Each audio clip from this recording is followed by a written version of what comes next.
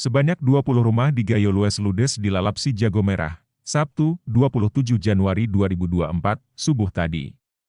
Kebakaran ini terjadi tepatnya di Desa Kota Blangkejeren, Kecamatan Blangkejeren. Beruntung tak ada korban jiwa dari peristiwa ini. Namun, pihak setempat masih melakukan pendataan terhadap korban terdampak atas kebakaran tersebut.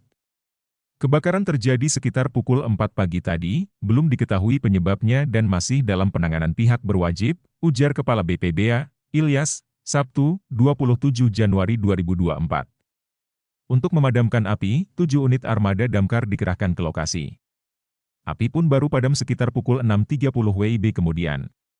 Kini masih dalam pembersihan puing-puing bangunan, untuk korban terdampak, pengungsi dan lainnya masih dalam pendataan, jelasnya.